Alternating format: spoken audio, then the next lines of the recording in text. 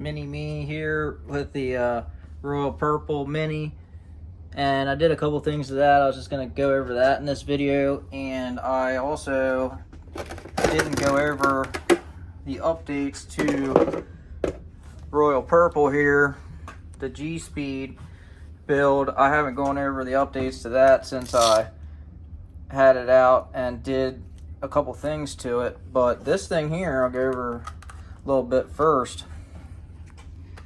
See if I can move this back. The funny thing is, these servos kind of look the same too. They're different brands, but they're similar looking. This one, if you can see it with the bands there, I'm trying these bands out. They're not working great. I'm gonna have to figure something else out, but I'm trying to keep something. They're too strong. I want to try and keep something to keep the front end of this sucked down and the back down a little bit, but these are too strong. They're sucking it down to the point where it doesn't even flex much at all, which you need some. This doesn't flex a whole lot, but like a tire. So that's about what you want probably with this too, I would imagine. I think that's a good setup, about one tire, which this would flex a tire if it would flex, but it's so stiff it just picks up. But I got the brass knuckles in the front. Let me just pick this thing up since it's so little. Brass knuckles, brass diff covers. It came with brass steering too, but I kind of like the look of this steering because it matched this truck steering more, so they look more scale to scale with it.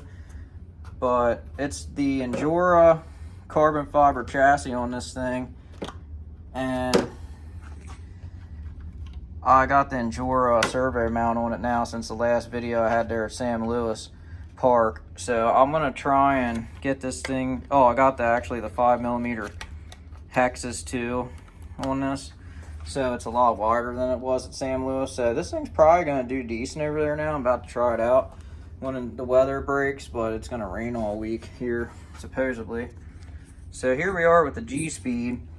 That's pretty much it for that thing. We'll get that out then and test it out at Sam Lewis next time, and I'll make a video and show you the difference with brass and the 5mm on each side wider versus if you saw the stock video of it, it was like a potato chip. It just, the wind blew wrong. It seemed like it would flip over. So this thing here, we got the D-Lux portal trans, which is amazing, and this thing rips. It lowered the center of gravity down a lot because the stock trans was really high. And now when I put my interior in, which this is going to be the first time I'm going to try it here with you guys, you put the interior in the thing, it should actually sit down in farther. I might have to move my wiring and stuff probably, but it'll sit down in more than it ever has once I get that set up right, because what was stopping it before was the transmission. And the problem with it was, yeah, I can definitely already tell I can get that down, but I'll be able to get that down probably about another 1/2 of an inch from where it's at now, which it was about this high before. See all that room under there? So that actually is a good bit of weight that I want to keep down for the scale comps that have the scale points. So that's another reason I wanted this low profile trans. But these are Endura shafts. If you want to know the exact measurements on them, I have that information on my Amazon, and if you ask in the comments, I'll look it up for you. So those worked out with both transmissions. I had the 10.2 trans in here with a 16 tooth pinion. So with this transmission, I asked the guy at D-Lux, which he was really helpful, and he's like, get a 12 tooth pinion, that'll get you close to where your gearing is now, if not a little more wheel speed. It's perfect. It has plenty of wheel speed, but it still crawls perfect. I mean, the thing rips up hill climbs and up rocks now, as you can see in some of them shorts I made with it. The thing's nasty. And I got a 450 mAh little mini tattoo battery. Thing don't weigh nothing, so that's going to help me get up some good killer lines and stuff that I couldn't make it up before. So this thing, that and the transmission, the other transmission I think was 4 to 6 times heavier because I had steel gears in it, plus it was taller than this transmission. So this brought my center of gravity on the chassis lower and a lot less weight. Plus this one's stronger, and it just looks sweet. I put a mark on it beside it. What I did was I just made it so this hole here went in. So the one hole went in. So see these four? I just used this hole and did that one in here. And then it comes with that carbon fiber spacer plate. I got the transmission to where I wanted it with the one screw in it. Got my drive shafts on and everything, lined it up. And then I just took a marker and marked the angle here on the side. And then when I put the transmission back in, I took the transmission out, put the spacer plate on, lined it up with that angle, marked and drilled the other hole, and then countersunk the hole right here. I just made it, I didn't want to make it too close to that link mount, so I brought it over to there, which I think is plenty. And I countersunk the hole with a bigger bit and everything. I can space the motor up with that carbon fiber plate. I just need to get the right size screws. This arm can touch the motor, but I can twist it a little bit and get it away from it. And this arm here, that's fully down, so this is barely touching it. But if I put the spacer on there, it would correct both of those issues. It's a real thin carbon one. Eventually, if I get the right length screws, I want to put the spacer on there, and then that'll address all that. And I'll probably twist this arm just a little bit, just so it's not hitting that. But yeah, that got my drive shaft straight out. If you remember before, my motor was here and my drive shaft was going from here over to here. So it was like that big of an angle. It's basically like that. It's hard to show you, but it's like that basically of an angle. And now it's perfectly straight in line. The rear drive shaft's perfect. It's above the links. This thing's just, I love the setup of that transmission. That really transformed this truck into the ultimate rig that it is now. That really was like the last thing. Power Hobby Servo, I went over that before, previous video, but that's the best $100 servo I think for the money you can buy. And yeah, trio aluminum front housing now and stuff in it. But the transmission and the battery alone, I wish I would have weighed all that, but I didn't. But it is a lot lighter. I was running a 1600 mAh battery, and I had the motor and that heavy transmission. So I like the Fusion SE, and I'm not going to get another motor. So you could even make it lighter up top, which I think it's at the point now where the weight's perfect on it. I took the portal covers, or I had portal weights that I put them back on the front that I never had on this truck. So it has portal knuckles, or yeah, brass portal knuckles, brass portal weights. The aluminum housing isn't really any heavier than the plastic one, I don't think, at least just feeling it was. And then I had the covers, the brass covers on the front portals. I put them on the rear because you don't want all the weight on the front and no weight on the rear. When you go down hills, it's just going to be like flipping forward.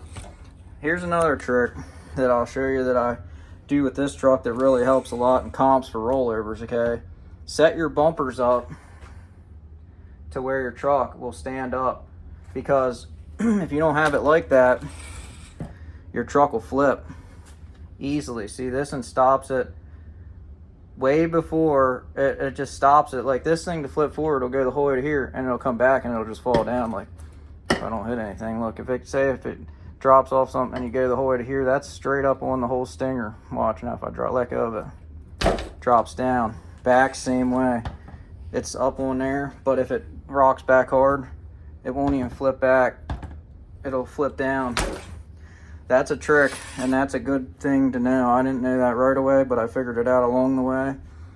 And another thing that's different on this truck is I bought these have some like inserts from like where was that?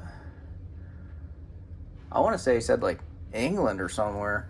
They're like ribbed looking, kind of like a paddle tire in there, but they feel pretty good actually. They're breaking in pretty nice. And then these are just like Amazon or eBay cheap knockoff Vanquish wheels with high racks, Proline G8 tires.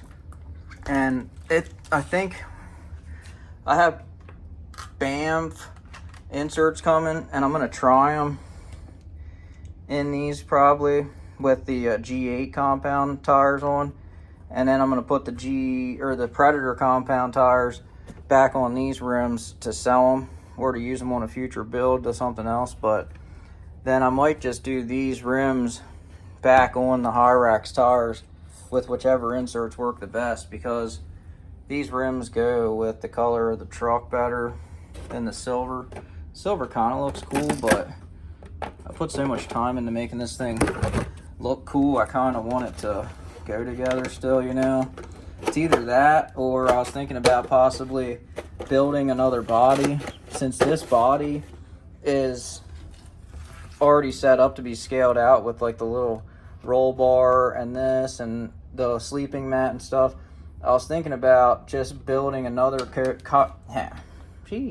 Proline Coyote body and making it like black, silver, like metallic silver, metallic black, and just a different design overall, and just using that as my cash comp body, and then using this one just for the scale comps with the interior, and that'd be my scale interior body for those, and then I just have the cash comp body for the other ones, for all the other, for practicing over at Sam Lewis and wherever else I go, and for running comps that don't require scale points.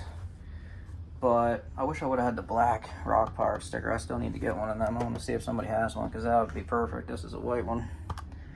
That would really tie it in. And I was going to make a little bumper like this out of a piece of sheet metal for that one, which would be cool, because they'd be pretty similar then. I mean, it's crazy how close they look. Then yeah, there's brass on the diff cover, but the steering looks the same. High racks on them both. I got other bead locks too coming for these. So that, they're gold actually. Actually, I think they look like these, or like these. They're similar to them, but I got to get the gold rims back on this thing, at least eventually, for the looks of it. Or like I said, I kind of like the rims on it actually, honestly though. So maybe what I'll do is just buy another Proline body, like I said, and paint it.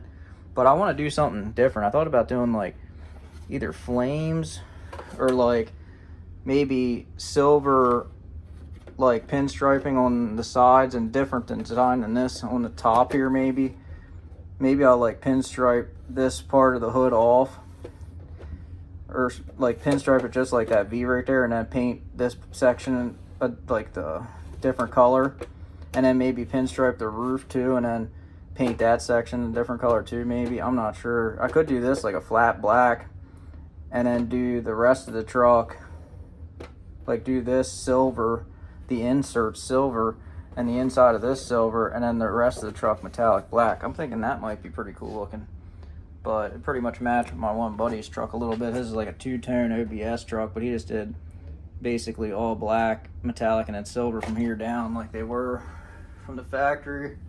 Or he did silver and then black on the sides, I forget. But yeah, that's pretty much it for this video though. Got the deluxe sticker there, and it's got the king because this is royal purple.